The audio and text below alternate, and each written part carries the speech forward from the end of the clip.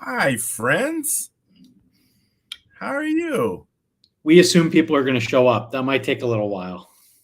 Well, I just posted like that we're actually doing this event on Facebook 8 minutes ago. So, Okay, well, cheers to that.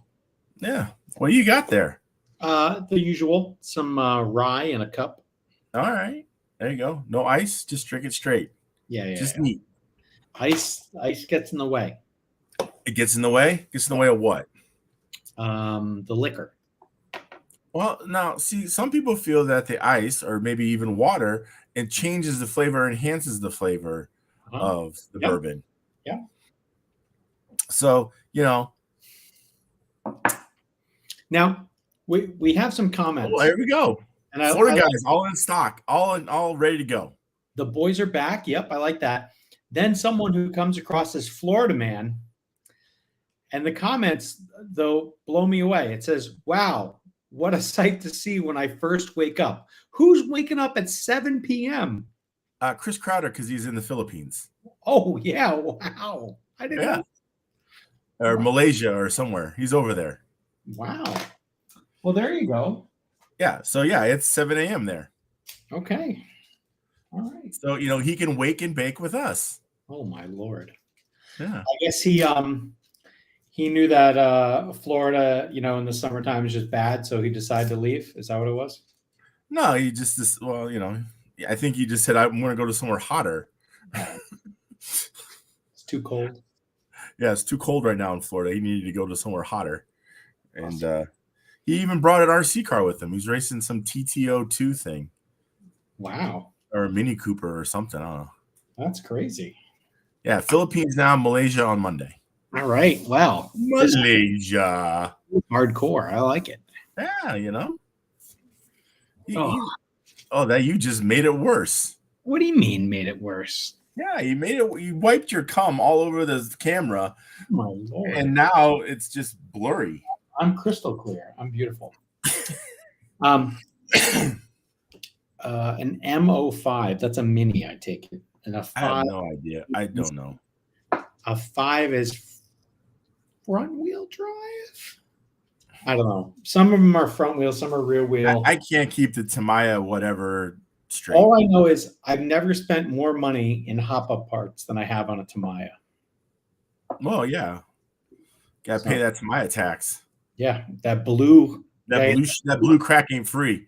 Yeah. It's like that Walter White shit that they had in Breaking Bad. Yeah, very similar. Yeah. Very similar.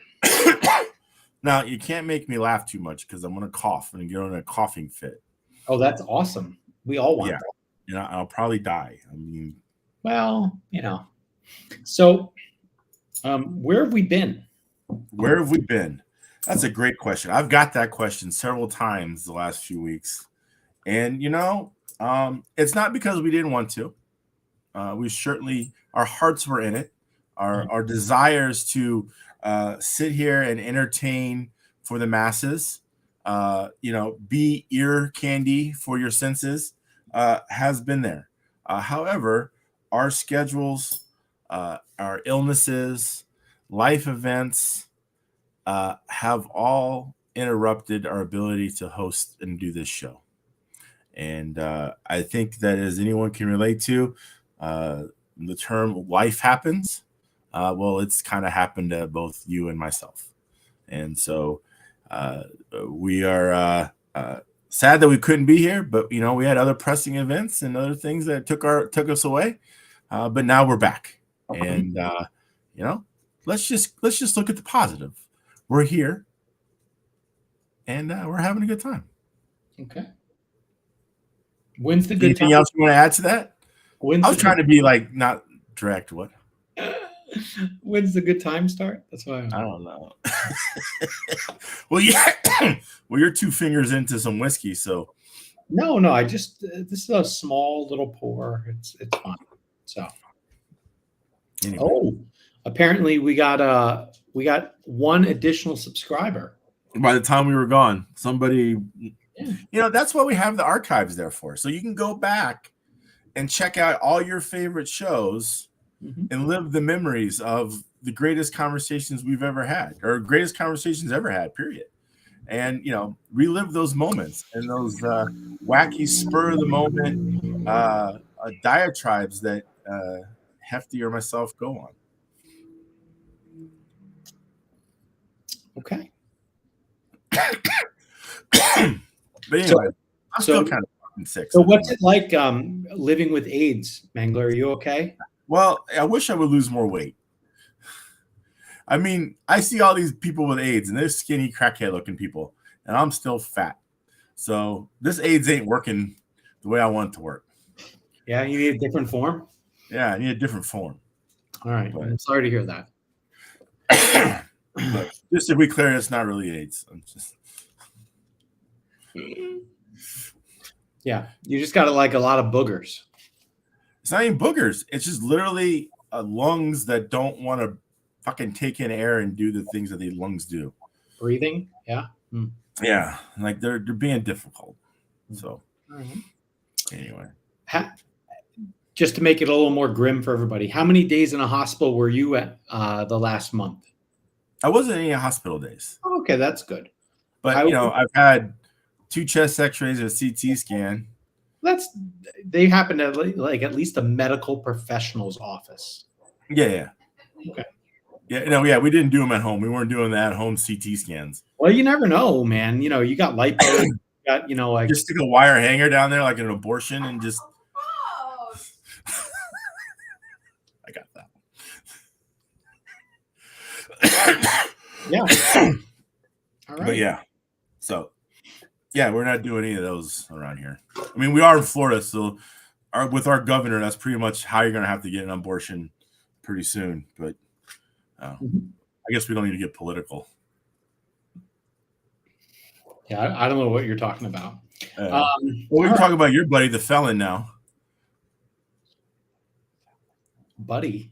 Yeah, your buddy. Who's my buddy? Hey, your little Manhattan buddy. I don't know what you're talking about. A little orange guy.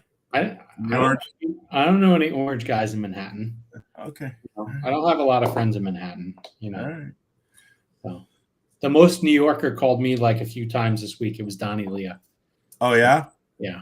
What's he doing? He's on his boat. I think he's getting a new boat, and he gets a new boat like every 3 months. I don't know. Whatever, dude. Don't hate the player, hate the game. I guess. And we were talking about like on road and the NYGP, and he's going to have. Hopefully, this isn't news that he doesn't want shared. He's going to have Red RC come and cover the event this year.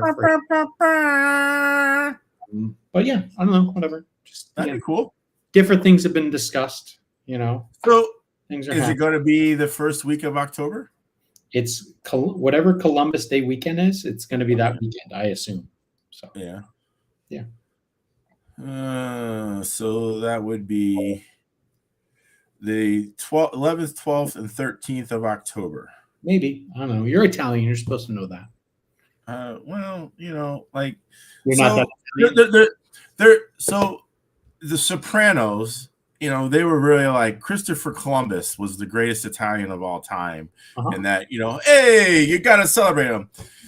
Real people know that he really wasn't that nice of a guy,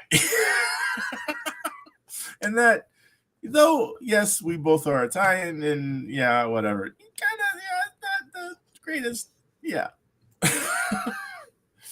A lot of bad things happen with Mr. Columbus, and that history should probably be more woke to than. Did you just say woke and Columbus? Yeah. Oh my God. Yeah. You're gonna get us canceled.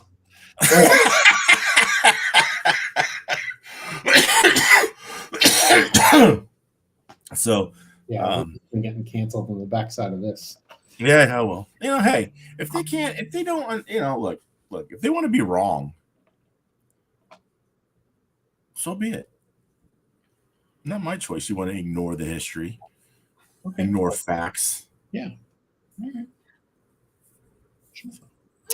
All right. So, I think I don't even know what the fuck we've done. When's the last time we did this? As I die, sorry. We did it right before Bakersfield. Oh, okay. So how'd that go for you? I don't know. How'd that go? I don't remember.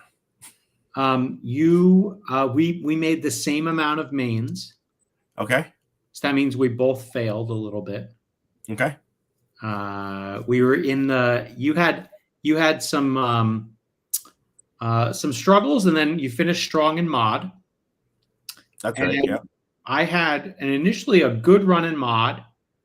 So good that I overheated my stuff. I thermaled on a fifth place run, and I had one or two runs in stock, but that was never more than that. Yeah. I beat you in stock. That's right. Yeah, and I was 2 cars behind you in stock, and we sucked. Yeah. Yeah, we did. And that was pretty much Bakersfield. We saw all the weather.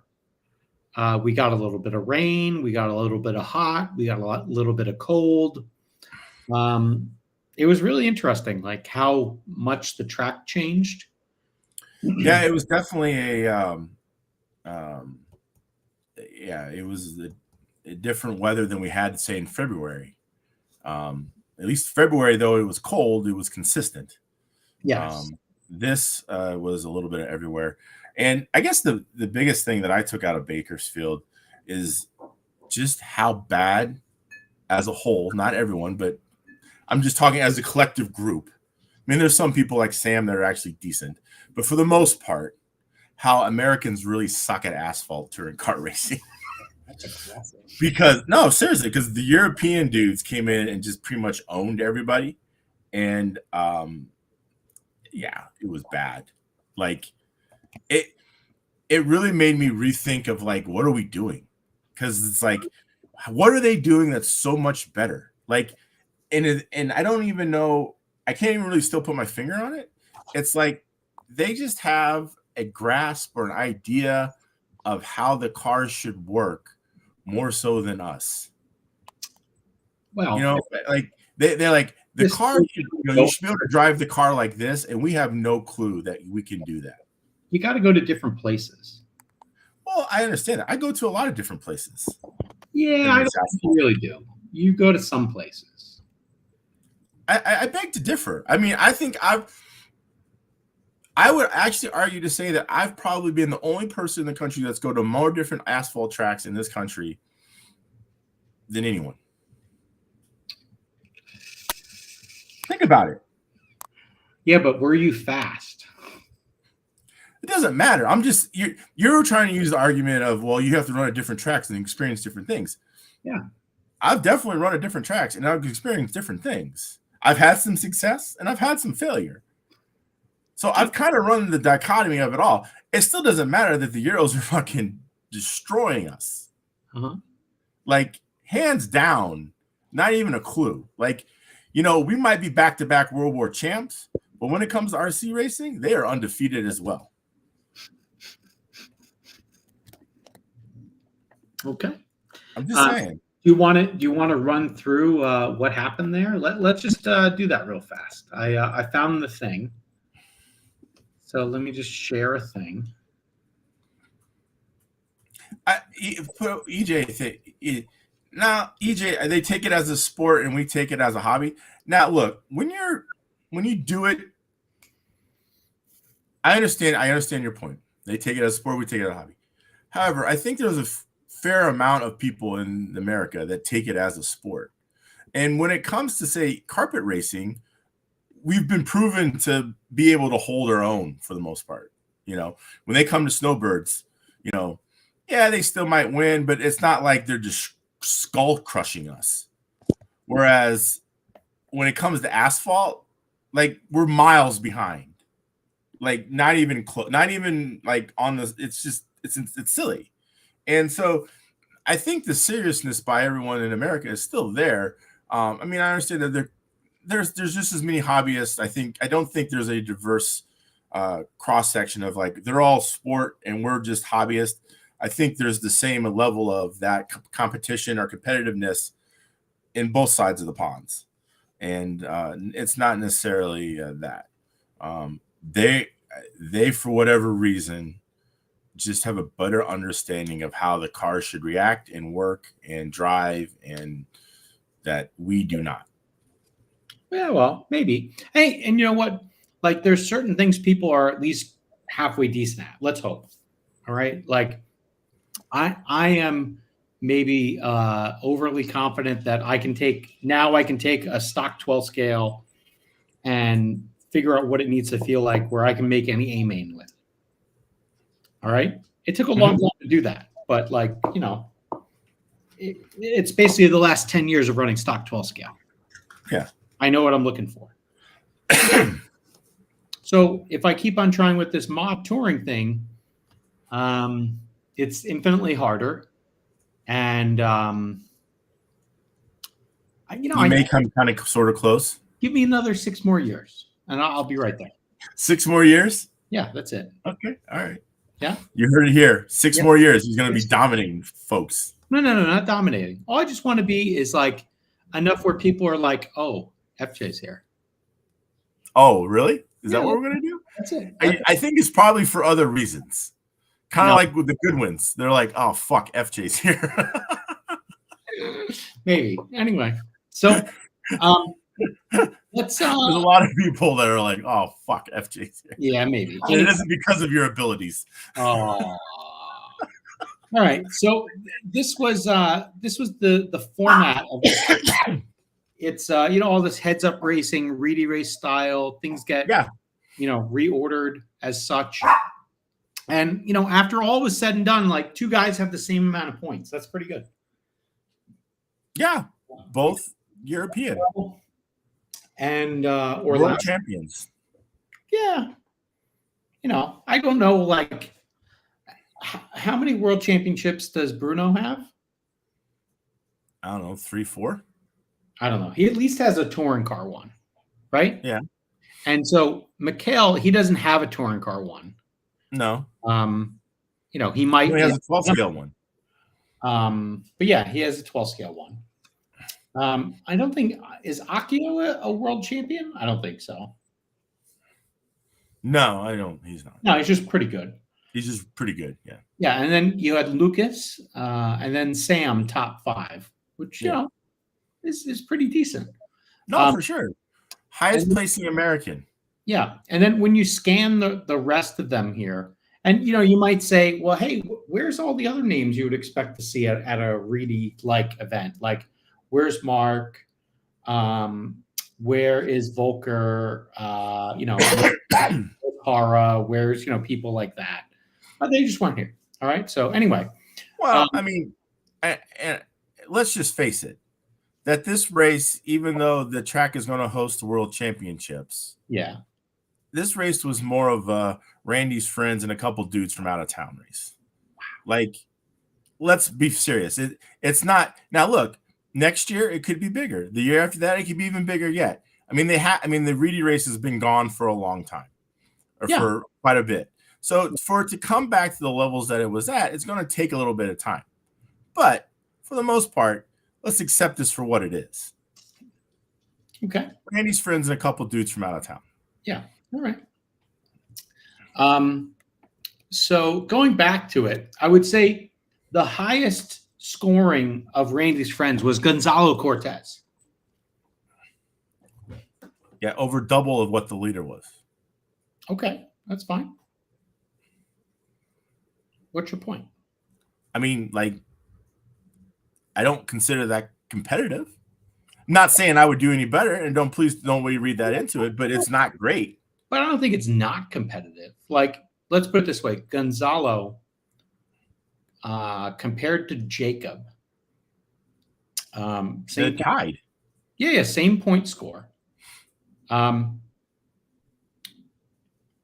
know Jacob Gonzalo had more threes. Yeah.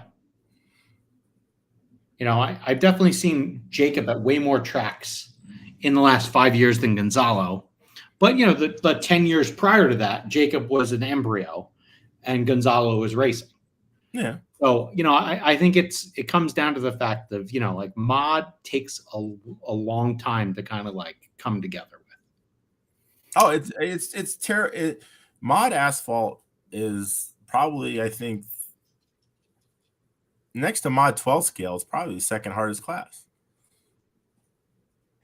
Well, and I don't even know if Mod 12 scale is the hardest class. I think Mod Touring on asphalt might be the hardest class. I'm talking on road too, by the way. I'm not. Yeah, that's fine. Yeah. I think Mod Touring is probably the hardest class because of the lack of grip. On asphalt? Yeah. Well, yeah. Asphalt or carpet. They still lack grip, you know? Compared to a foam tire car, they lack grip. Oh, well, yeah. The only thing, you know, the foam stuff is interesting because of how fast everyone goes. But yeah, I don't know. That's at least kind of what I think. But you know, broadly, I was happy and shocked to see how good Gonzalo did. Yeah, you know, like how things shook out. Yeah, you know, I think some of the stuff was expected. You know, it was nice to see Lex and Sam get wins in round 12. You know, that's not a bad way to finish out the day. The funny part is if you look at the numbers, you just scan up and down. There's a lot of people, you know, like the ones for Orlowski and Bruno in round 11 and round 9. You know, if they didn't have those, like I think the output of the race would have been a lot different. So, you know, it probably only needed one or two, like, you know, either exceptional or bad runs. And, you know, that kind of made all the difference. Like if you scan the numbers here, like Lucas, he had a fair amount of ones, but he had a 5 as one of his throwout. I mean, he had 1s and 2s and a 5, and that's it. Well, actually, what doesn't make sense to me? How do you have a 4 as a throwout? Did they do that wrong? Look at round 1 for Lucas. Yeah, I think they did that wrong. They fucked him over. He should have 18 points. Yeah, he should have 18. He's still same spot. Yeah. But you know, it doesn't take much, like, to, you know, in this kind of competition, especially when you only have, you know, as many cars as they did and only 2 heats. Like you need that third heat. Yeah, if you have 3 heats, then you have more chances for lower numbers. Yeah, and that's what you need. You need dudes who can, But you know, look, was it great racing? Sure. Was it a good time had by all? Yes. Did you watch any racing? Not really. So how do you know it was great racing? I could tell by the crowd's reaction. A lot of oohs, a lot of ahs. Okay.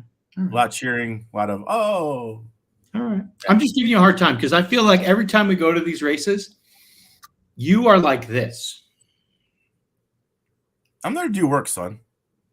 I'm punching the clock. I'm doing the work. But there's like the things that you can pick up on by not doing the work. You sit there and you watch, you try to figure what are they doing that I'm not doing, etc. That doesn't work for me. No.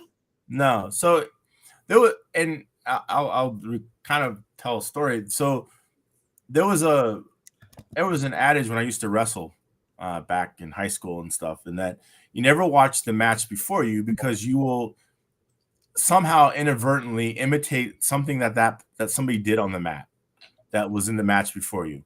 And in order to concentrate on your own style and your own plan or outlook, you do not watch the matches before. So therefore, you can mentally prepare and, you know, develop your style or develop your game plan the way you're going to attack the match, and not let somebody who's in before you, dictate or cause some change in that. Because if you see somebody do something, then you might think, oh, well, maybe I should do that or whatever. And so I kind of equate that to racing, is that if I go out and watch somebody, I can't really tell what they're doing different than I am. And it doesn't help me anyway. Like I could see maybe a line or something, but really I don't know how they're driving. I don't know how their car is set up. I don't know what their car feels like.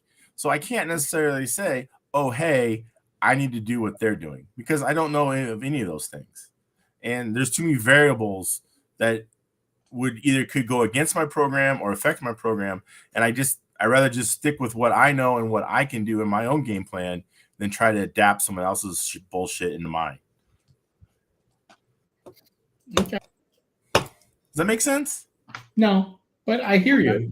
I hear you. Just don't buy it. That's all. Okay.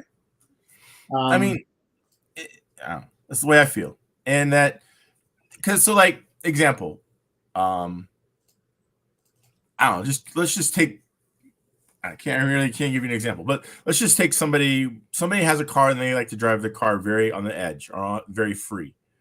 I don't know this. I've never driven their car. I don't know what their car drives like. So why would I go copy what they're doing? Because I don't know what their car like that. And I don't like a car that's very free. You know what I'm saying? If you can sit there and you could drive people's cars and be like, you say, hey, well, I've driven this car. I can actually drive this car. That's very similar to the way I like a car to feel. Then maybe you have something to emulate. But like, I don't know how many times I've picked up somebody's radio. I'm like, I literally go 2 corners. And I just give the radio back because I'm like, I can't drive this. Like, this is not drivable for me. And it's either I'm going to tear your shit up or I just know I can't do it. And it's not going to do me any good trying to figure out how to drive this thing. So, it kind of goes along those same lines. Yeah, I personally really like driving other people's cars. Oh, I do too. Now, do a lot of people let me drive their shit? No, not really. So that's another problem. Yeah. Well, maybe you just smile more. Anyway, so like I go back to a certain time, and like I've driven more people's cars that are not driving the same car as me. I really remember one thing that was really like stuck to me. Tyrion, quiet. Stuck to me was driving John Wheda's 12 scale car, like a long time ago. It was someday at the Halloween Classic type event. Like I think it was at the gate, or maybe it was at Skittles' track. And I don't think he was on Automatics yet, but he might have been. I don't remember anymore. The thing that blew my mind about driving his car was I watched it. I raced him. I've raced him heads up. I've watched him qualify. I've seen him TQ things in the past. And there was always an impression I had of it after watching it. Then I drove it and I was like, oh my God, this car doesn't turn at all. All right. Actually, I'll get back to Jamie's question in a second because I think it's fun. But when I watched this car, I was like, oh, he's always in the right spot. It's carrying lots of corner speed, blah, blah, blah, etc.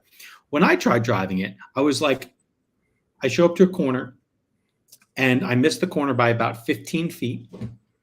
And then basically my impression was I had to exit every corner thinking about how I'd enter the next corner. Because if I didn't do that, I would never get there. Yeah. There was no like making that up. And, so it was sort of that impression and some of the other impressions I've had with like having Donnie lap me before and where I'd like basically run him over in the short shoot, but he's still lapping me. So it doesn't matter. Like, why am I going so fast? That points in the track where he's not going fast. And, so it's interesting just to see like where folks are fast, where folks aren't fast. What do they focus on? What don't they focus on? And I think there's a level of over driving that happens with RC cars that we don't necessarily know that we're doing. We're not cognizant of the fact that we are over driving the car. And I think it happens. It's very easy to do in mod touring car. I think it's super easy to do in like mod 12 scale. It's somewhat easy to do in 13.512 scale. And it's when you get, but then you can see where it's good for you if like you're on 21.5 touring car, because over driving there is what you need to do, right? And I think that's kind of where, speaking for myself, is where I struggle is how do I not overdrive the car, but also drive hard enough that where I need to be, And I think that's one of the things that the Euro guys do very well.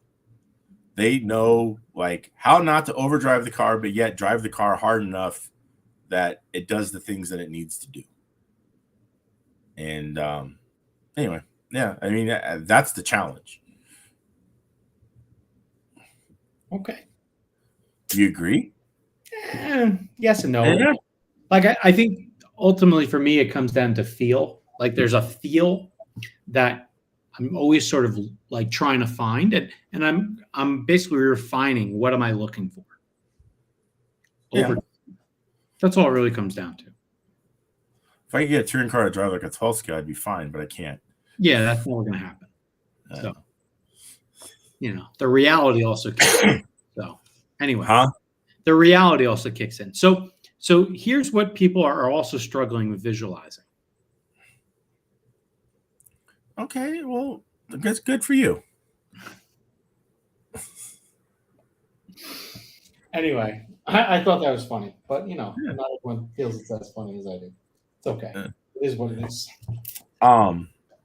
So, yeah. So since Bakersfield or Baker, Tucky, how much have you run? I've actually, between sicknesses, I probably, to the better judgment of myself, I have been to the track twice. Nice. I've been to Heroes twice. Just playing around with some setup things, just trying some different parts, just to not necessarily worrying about trying to set the fastest lap time, just trying to, what does this do? Mm-hmm. And I think one of the things that both you and I probably agree upon and that we could probably do better is the usage of brakes and brake settings. Yeah. And so I played around with a little bit of that.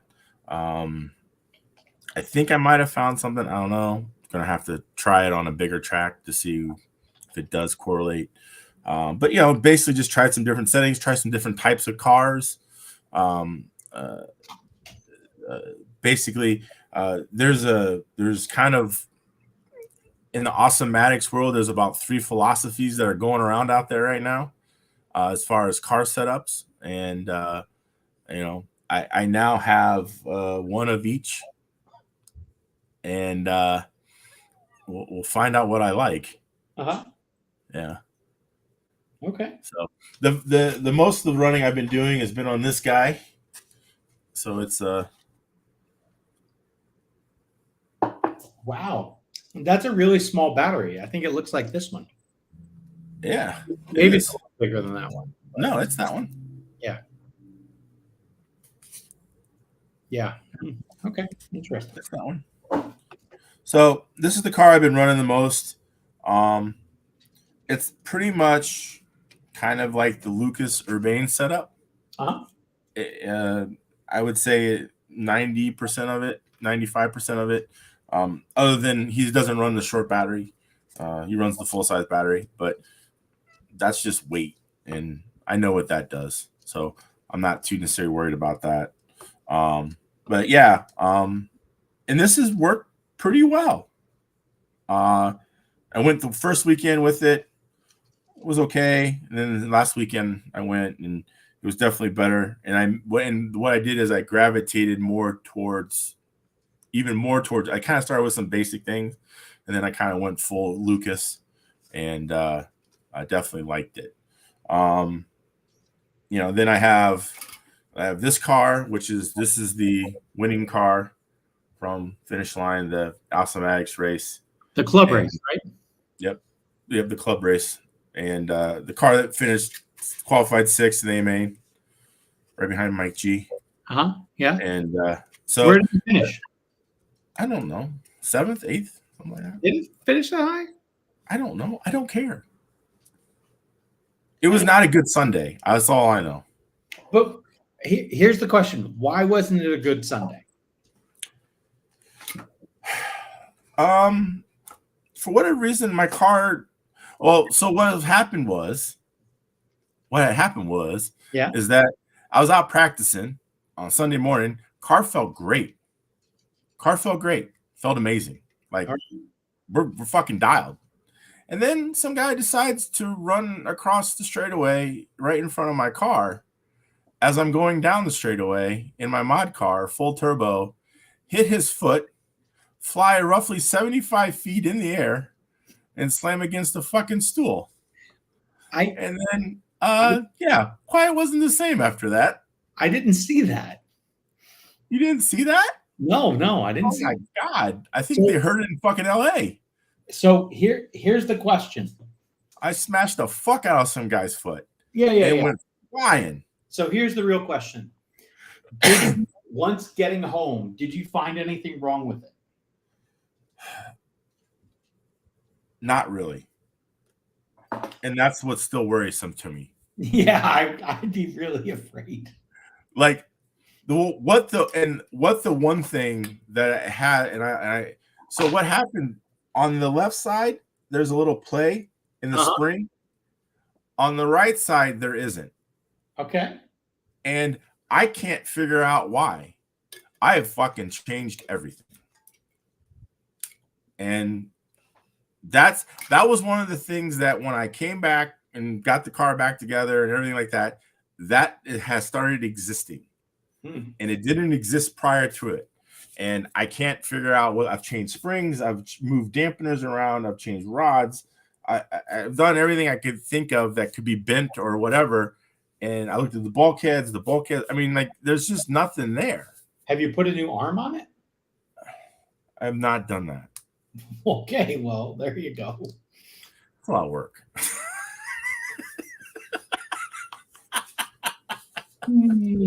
Yeah. But yeah. No, I do need to do that. But yeah, anyway, so I have run this car a little bit at Heroes. It's kind of it's not the greatest, but so anyway, yeah, I definitely need to go back through it again. I probably need to strip it down. Yeah. And go from there. But yeah, I mean, ever since that moment, then my weekend, then Sunday just wasn't very good because the car was really inconsistent and wanted to spin out. It was difficult at that point. And so, whereas Saturday, the car was just money. Like it wasn't necessarily the fastest car, but it would just run the same time over and over and over. And like it didn't fall off. It didn't do anything weird. It was just a very consistent, manageable car. And again, it wasn't as fast as the Euro dudes, but not many were. So for what I am and what I can bring to the table, it was pretty good. And I got like a 4th and a 5th on Saturday, which pushed me like 6th overall. And so yeah, I mean, the car was there, but something happened. Once it fucking flew off dude's foot. I don't even know who it was, but yeah. Okay. We've all been there. We've all hit somebody fucking down the straightaway wide open. Yeah. No, I kind of get it. I honestly, I don't even think I knew that happened. So really? Yeah, I don't think so. No, it happened. Dave Vera verified. He was falling right behind me. The practice can be very scary out there. Yeah, especially when some asshole wants you to turn marshal. Wow. All right. Okay. Next. There's a question. Next, we don't want to talk about that. Yeah, I don't care about it. Okay. Yeah. Anyway, there's a question here. I want to try to answer. I don't know if I have the total answer, but let's go for it. I don't think there's an EA Exalt beef. So I think at the time there was a lot of products that were getting, like basically put a sticker on it and sent out the door, and folks were getting tired of seeing that in their Facebook. I think that's what that was. But maybe I'm wrong. I'm not him. I'm neither of those people. So I don't think there's a beef. I think it's just. Yeah. Okay. Here's a great question. Why was being a spoiled brat or out turn marshaling? I was not being a spoiled brat. That's the most spoiled brat thing I've ever heard. Oh. Okay. How many times during open practice have you turn marshaled at an on-road race? I do think the difference is No. I answered the fucking question. how many times do you turn marshal at open practice at an on-road race? Not once. Huh? Not once. Never. Doesn't happen. Yep. Right? I've been racing in this hobby for over 30 years. Yep. Oval, it doesn't happen. On-road, it doesn't happen. Mm-hmm. I don't think it's an East Coast versus West Coast thing because I've never seen it. I've been in Vegas. It's never happened. It's an off-road thing. It's a fucking off-road thing. Mm-hmm. And it's voluntary. You don't have to do it. If you want to take the time and go and turn marshal, by all means, do that. Bless you. You are a better person than I. But I don't want to. I don't have to. There's no need. So I'm not. Okay. All right. That's all there is to it. Like, I wasn't the only one complaining. They just sometimes people like to pick on the big guy.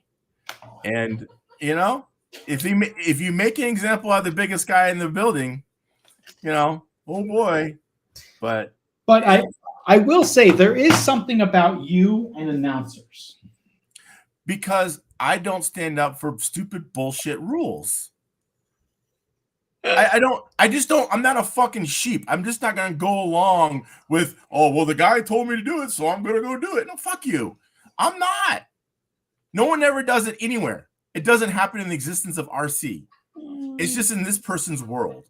And when the announcer thinks they own the fucking world, they don't. Because I'm in this motherfucker too, and I got some shit to say about it. Okay. It was only 3 minutes. You know how many changes I can make in 3 minutes? Yeah. I think the one thing, it was hard if you were trying to run 2 classes. It was pretty hard to pull off. Yeah. 2 classes, open practice. You only have a certain amount of time. If I spent 3 minutes after every time I run, I would never get to run.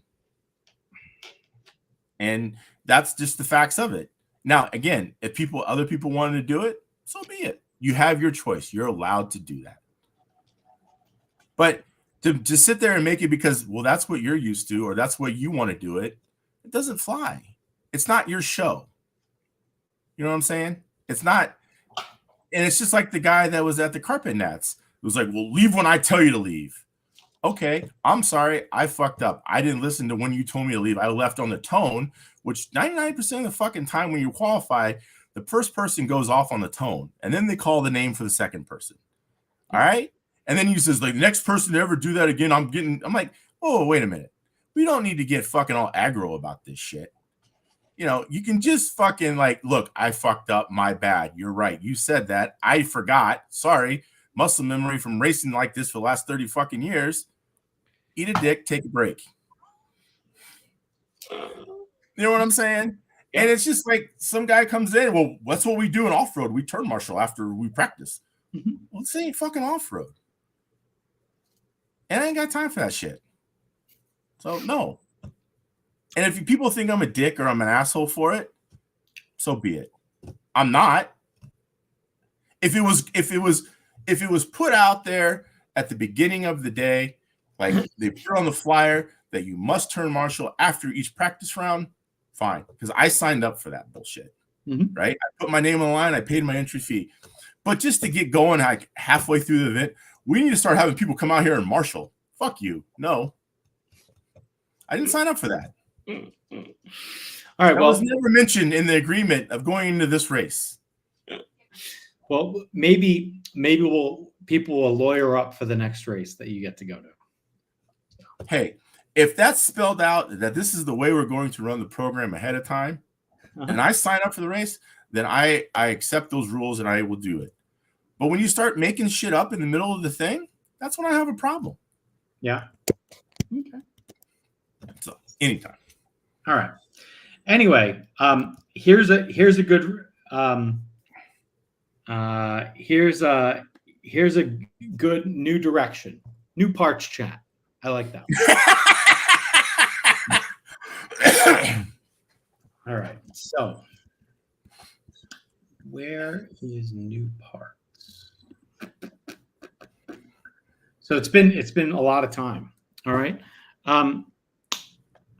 Based upon some of the stuff, like let's just scroll through here. So there's tires and a shock pump cover and a pan car body and a pan car diff and the chiropractor. I don't know if people have seen this before. It's kind of cool. It helps you like take your tire and roll it out.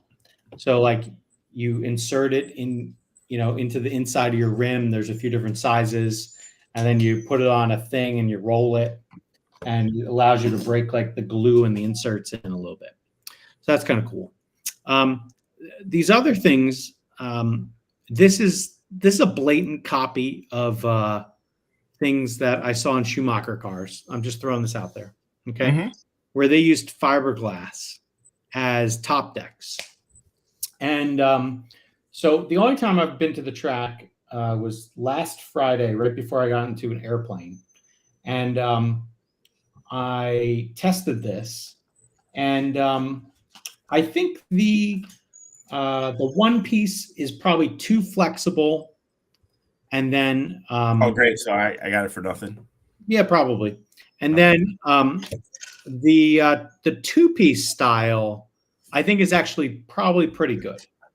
And we've seen some like good results from both carpet and I think asphalt. So it should be pretty useful. So more of those are in stock now. And then the other thing that's hit is there are a bunch of new parts that just dropped from Awesomatics.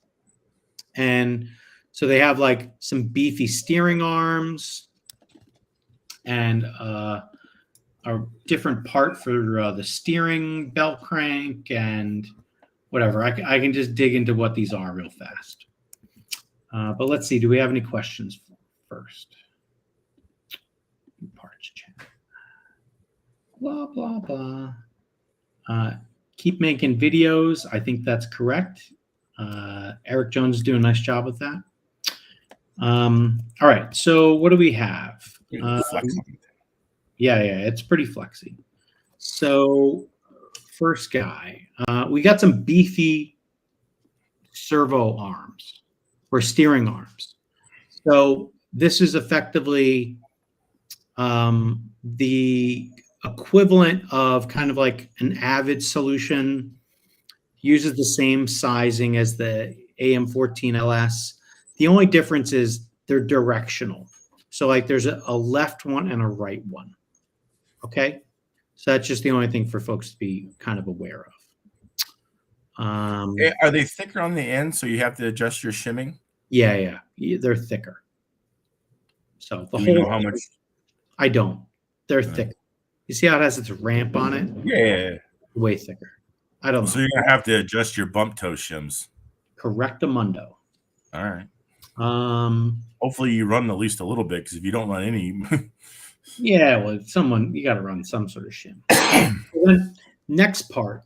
This part should be the love of every carpet racer, because what happens is often you hit something, and then this bearing walks out of this center part. And so basically it's set up so now you can put a screw over it, and the bearing won't walk up on the part. So it won't develop slop and, like be at the wrong geometry. It's interesting how this happens on carpet and not on asphalt, because I've, knock on wood, I've never had this happen. Yeah. Well, and the funny part is, like, I've had people like show me their cars, and the cars, like, you could visibly see that I was out of whack. It just like they hadn't looked at it. All right. Right. So then next bit, there's a light spool. All right. It's hard to say what is light, but they lost like 2.5 grams, I think. Is that what nice? Now it's 2.6. I don't know what it was before. So they didn't lose 2.5. Only 2.6. All right. So anyway, pretty light. That's what that is. Next one is a flex chassis. Okay. And so, this is for carpet guys. And the fun part is, in here, there are these big rectangular slots. So there's one, let's just see how many there are down the chassis. 1, 2, 3, 4, 5, 6, 7 that I can see. So, and in them, they'll accept weights. And so the weights are right here. And they sit like flush at the top of the chassis when installed, just a square weight. So they sit flush at the top of the chassis, and they're kind of like on like a little shelf, lack of a better term, shelf that they sit into. Kind of interesting. I haven't seen it physically yet. Yeah. You gonna get one? Yeah, someday. Yeah. Then there's a new pulley, just more true, more skinny, low friction material. That's all that really is. All right. Then here's the things that are more interesting. So this guy here is some kit that allows you to move your servo more forward. Now, the thing that is interesting is like this part, all these parts are different. So like the servo holder is different. This sweeping arm is different for the single bell crank. And I don't think it has like that same protection to prevent the pop-up on the bell crank. So, don't know if that's really going to be a problem or not with this part. But the whole point is that you can move your ESC in front of the motor. All right. So I think this could be interesting. I have one of these coming to play with. And I'll have some car with this, configured that way. And you're going to mount your speedo in front of the motor? Yeah. Okay. All right. Next guy. This is basically a fancy front top deck. They call it a flex damper. It goes in the front? It goes, well, you could put it in the rear, but I think it's really meant for the front. Okay. You could put it wherever you want. All right. And so basically this part here on the right is a reservoir that you put the part in the middle here. It looks kind of like the piston on a 12 scale. And then you mount, one part of it. This is that reservoir. Okay.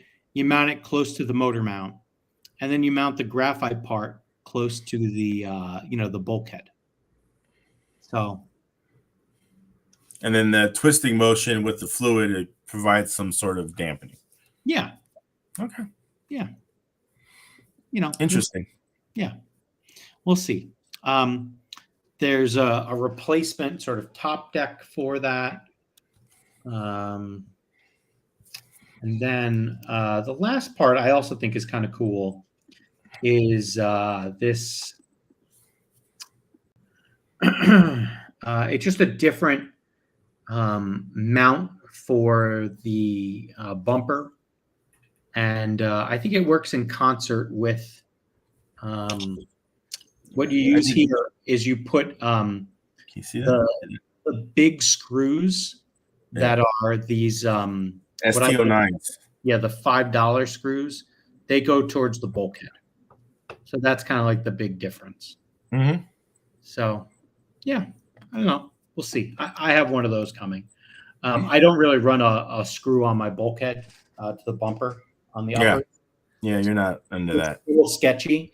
And so, maybe this will be better than that. Yeah, this is what I did this. I carved out my carbon one like that.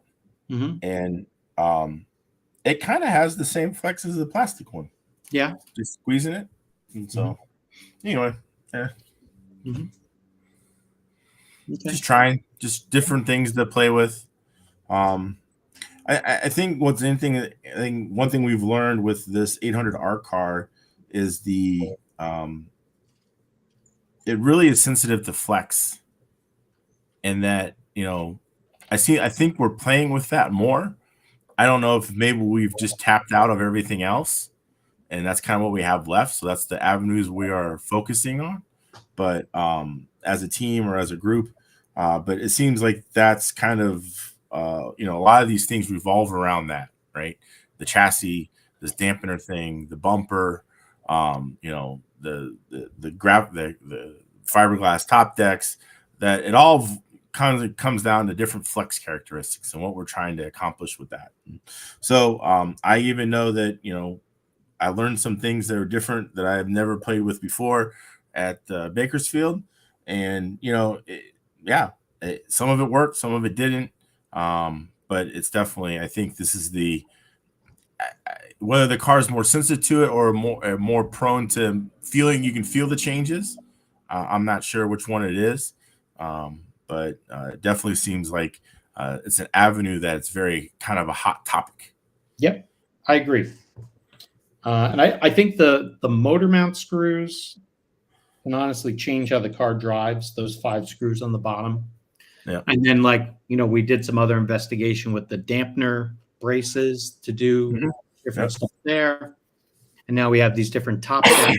So it just keeps on changing. It's interesting. For me, I think the next frontier is working on the shocks. And I can share a little bit what happened. Ismail, just go back order a chassis and we'll get one for you.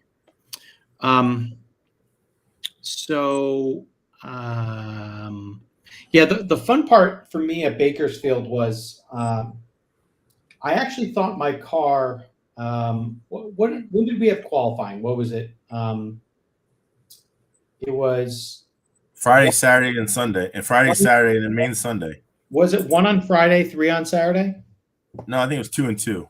Okay, 2 on Friday. Yeah. So I think my car was really good on Friday. Right. And then Saturday, it was colder. There was less sunshine. Very overcast. When things started going downhill. And, we couldn't run new tires every run. So then I started to think, well, hey, do I save tires? Do I, when do I run new tires effectively? And I saved new tires for the round 4. And that's when effectively my car was the most dialed out of the track. I had no grip. My dampening was too heavy. And the track was too low on temp. And everything sucked. So that's what caught me out. But yeah, keep digging, keep learning. So that's what I've been doing.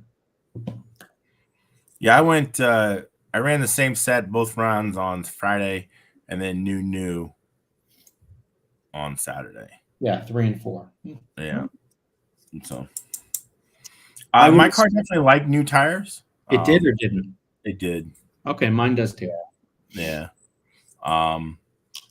Which was kind of odd because in February it liked scuffed tires, but it liked new ones this time. Yeah. Well, and I think if you're going to Worlds, you're going to want your car to work on new tires. Oh, for sure. Because half your runs are going to be on new tires. The other half are going to be on 1-run tires, and that's it. The problem is it's very expensive to practice like that. Yes, it is. And so sometimes you just have to make enough kind of guesstimates and try to understand, well, this did that, blah, blah, blah. Right, well, this is the best of whatever I've got. Now let's put that on new tires and see how bad that is. We should start like a GoFundMe for our tire bill at Worlds. Yeah, I'm not going to do that. But anyway, APS, is that the thing with the extra springs on it? Yes, it is. I can't even install that in the car. Half of mine are somewhere on the floor at SeaTac from the summer. I had some photos. I can't even install them. So I'm not that, good, I guess. So I have it. I've never used it. I don't know. I don't know. I just can't get my head around it. Yeah. I think the one thing that is interesting, like some folks on carpet are starting to play with type 2 hard spring, Mhm. like front and also at the back. So Okay. that could be interesting. You know, in addition to like bent springs and stuff like that. Yeah, there's definitely a group of people that have run the APS that are just like, oh yeah, I love it, or I think it does what I need it to do, or they're like all on, but it's like I don't necessarily know if they ever go faster with it. They think I think it's kind of one of those things that maybe the car feels a little bit better, or just drives a way that some people like, but in the end of the day, I just don't know if it's faster. Yep. And that's kind of where I've been with it, or at least what my observations of it with it. So, and I think the other thing, until recently, you've been only a single piece top deck guy, right? yeah, And so you just tried some 2-piece top deck, right? yeah. How'd that go? It's a game changer. Yeah, I mean, it's really these running 2-piece top decks is definitely, at least my experience last week, changing and also trying different cuts. The last 2 weeks actually, and trying different cuts and different type styles and all that has kind of opened up a little bit of a door of possibility of a feeling that I like and a feeling I feel is faster. I've never run. I've kind of been dead set on running it one way, top single piece top deck, not cut out, no nothing. Yeah. And again, I talked about some of the changes that I made at finish line, and one of them was to cut the back out of the single piece top deck, and it was a recommendation from Max and Lucas to try it, and I did. I'm like, ooh, kind of liked it, and it was working for a while. I tried running it back here, and I felt that going to the split top deck was even better. I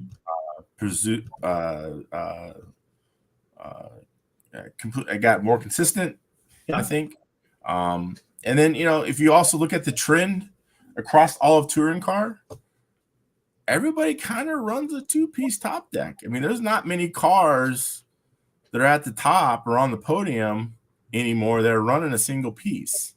Well, this single piece is actually really good at corner speed, and like yes, it does. Stock class.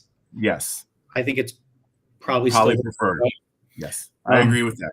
I think for mod, I think the 2-piece is definitely kind of. I think it also depends how fast the track is and how tight it is. And, but even these guys are running. Some of the team guys are running it at the TOS race at Appledorn. And that fucking place is massive.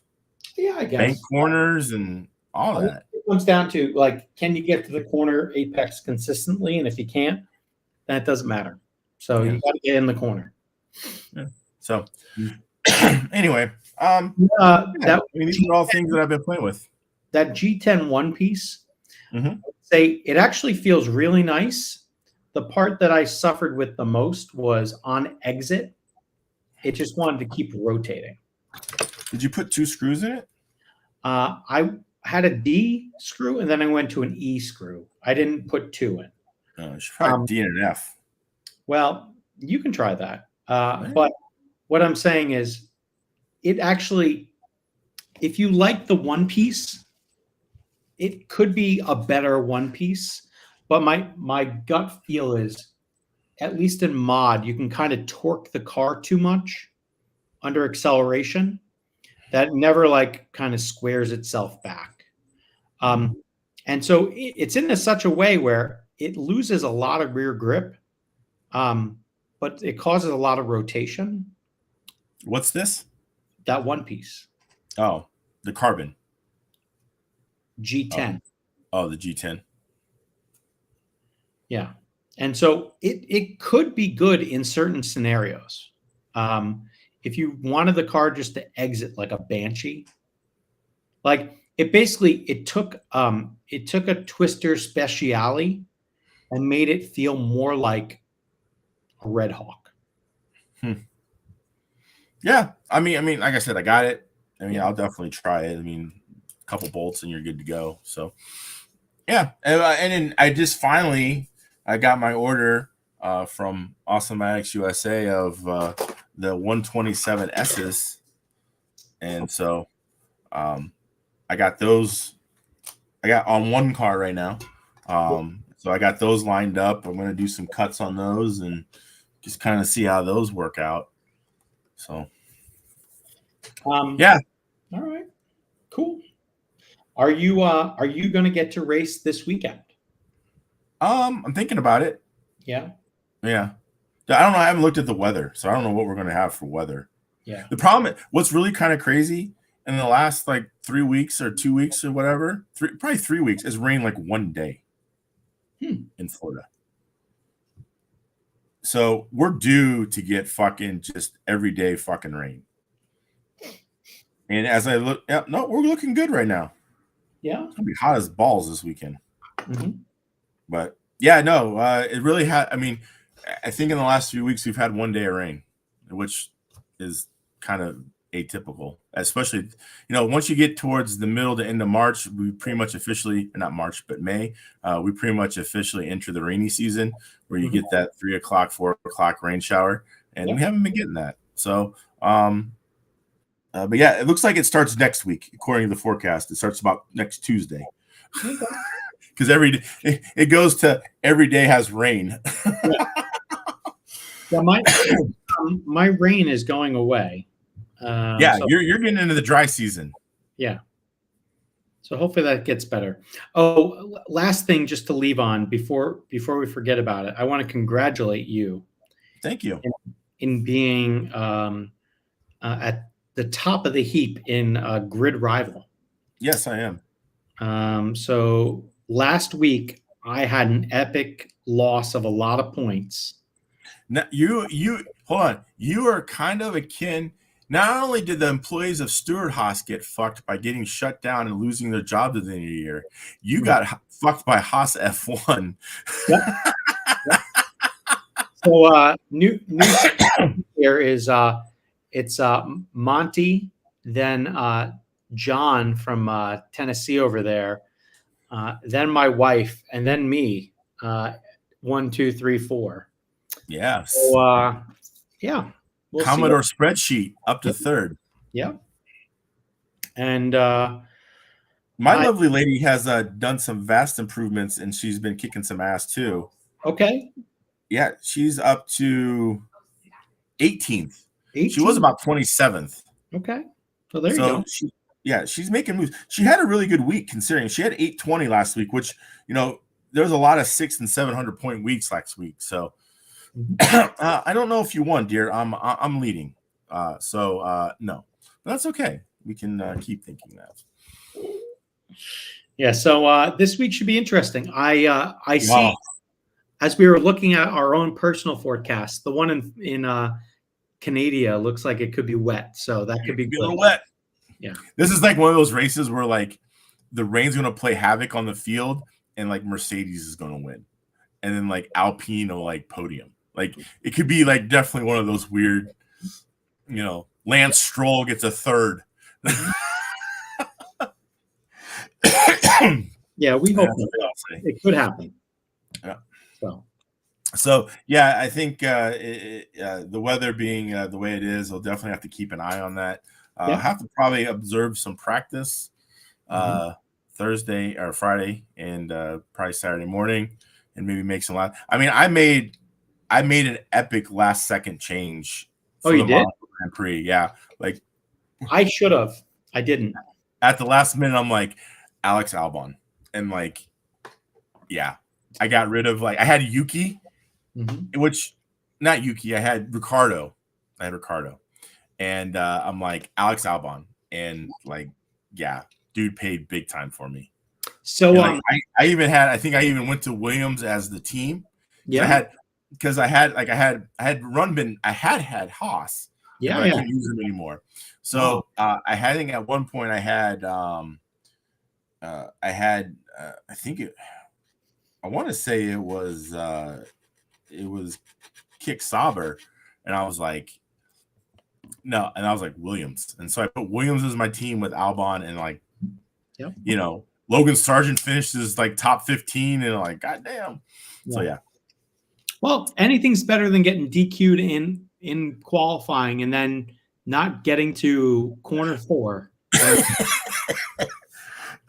Well, the also saving grace that I had is that when they did the restart, Science, who I had, got that. Oh, could you imagine if Science was out? You would have been like 200 points, something like. And I probably wouldn't have had the lead, but whatever. It was. I was like, whew. So there's a little luck in this thing. I don't care what spreadsheet you have. There's a little luck in this. There's a lot of luck in it. But anyway, that's it's not like baseball, right? Baseball. You have the with sabermetrics and Billy Bean and all that bullshit.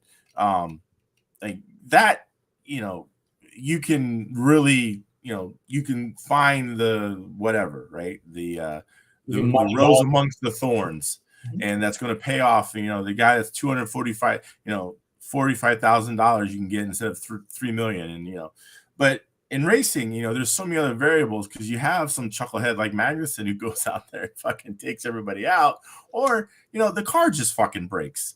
So there's variables that you can't necessarily control for, unlike like you were trying to play some other fantasy sports, because at the end of the year, like they always say, the guy's going to play his baseball card. Most likely in F1, Verstappen could blow a couple turbos in the next couple races and be out the points.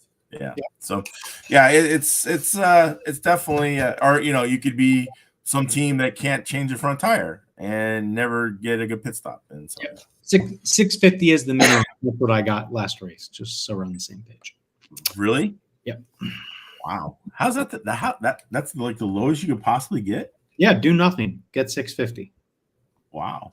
So it's like I did nothing. You're like the SATs. You just fucking put your name on it and you get 650. Yep. All right.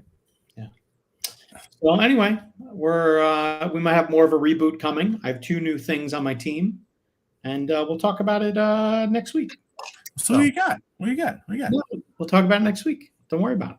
Oh, we got secrets now? Before you're like, oh yeah, look at my shit. I'll fucking show you whatever I got. I don't care. Yeah. Now you're like, oh no, we got secrets. No, I'm putting that shit on lockdown now. What's interesting is that I have like $12 more million than you. Okay. To spend. All right. Well, congratulations. I have one of the highest budgets in all of the league. That just means you're not using it. No, it means I'm using it. I get more money to use, asshole. Oh, okay. There you go. Yeah. So, because that's how well I've been doing, I have more money. Yeah, mine used to be high. Just saying. You just need a Haas weekend, bro. That's all. Yeah, no one needs a Haas weekend. Mm-hmm. So how many Haas guys you still have left? Dude, why are we talking about it? I don't know. I just want to know. I got enough, man. I got enough. Okay. I think that the real X factor for me is, when do I get rid of Fernando Alonso? Yeah, it's kind of interesting. Stroll's actually been outperforming him. Yeah. And I would call nothing of those things as performances. They're all terrible. But yeah. Anyway, we move on. Yeah, Canada could be a big issue. Especially if the Red Bulls can't handle the new curbs, or it's all new tarmac. It rains. Rain and new tarmac doesn't mix well. It could get really interesting. And then you have Ocon, who doesn't have a job next year. It could just be like, fuck you all. Maybe. I think someone would just murder him if he starts peeling people. It's fine. All right. Oh. I got to go. But okay. We had to get this going. So yes. Different day. We'll try to get something on the calendar for more than 3 minutes before it's happening. And, for everyone who showed up, thank you. Yeah, appreciate it. Everyone's comments. I appreciate them. I do too. Lovely. We'll do this hopefully next time. So, all right. Thanks. Like and subscribe, all those things. Share. Oh yeah, share it. Share. Yeah. And we just need 91 more points or 91 more subscribers. Yeah, exactly. Mm-hmm. Yeah. All right. Well, thanks everyone. Appreciate it. Sorry we have been gone, but again, life happens. So yeah. All right. Be good. Bye. Bye-bye.